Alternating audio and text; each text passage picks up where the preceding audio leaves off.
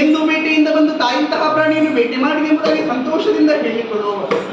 ಇಂದು ಹಾಗಲ್ಲ. ಹಗಲ ಹೊತ್ತಿನಲ್ಲಿ ಮುಸುಕು ಹಾಕಿ ಮಲಗಿದ್ದಿ. ತಂದಿತ್ತಂತ ಹಣ್ಣು ಹಾಲು ಏನನ್ನು ಕೂಡ ತಿಳಿಯಲಿಲ್ಲ.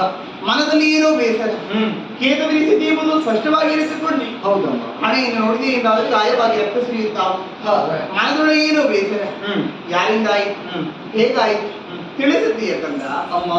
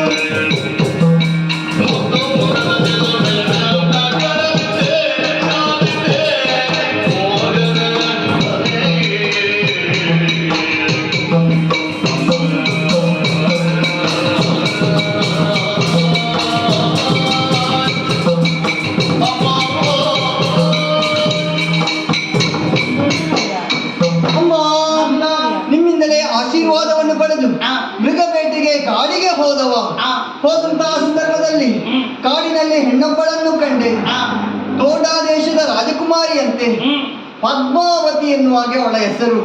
ಅಮ್ಮ, ಆ ಹೆಣ್ಣನ್ನು ಕಂಡ ಬಳಿಕ ಮನದಲ್ಲಿ ಒಂದು ಆಸೆ, ಮದುವೆ ಅಂತ ಆದ್ರೆ ಆ ಹೆಣ್ಣನ್ನೇ ಆಗ್ಬೇಕು, ಅವಳನ್ನೇ ಮದುವೆ ಆಗ್ಬೇಕೆನ್ನುವಂತ ಮನದ ಆಸೆ.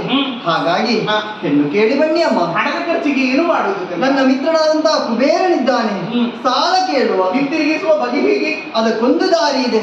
ಮುಂದೆ ತಿರುಪತಿಯಲ್ಲಿ ವೆಂಕಟರಮಣನಾಗಿ ನೆಲೆ ಆಗುತ್ತೇನೆ. ಆ ಹೊತ್ತಿನಲ್ಲಿ ಕಷ್ಟ ಬಂದಂತಹ ಜನ ಮುಡುಪಿ ಎನ್ನುವಂತಹ ಕಾಣಿಕೆಯನ್ನು ನನ್ನ ಕ್ಷೇತ್ರಕ್ಕೆ ಸಲ್ಲಿಸುತ್ತಾರೆ.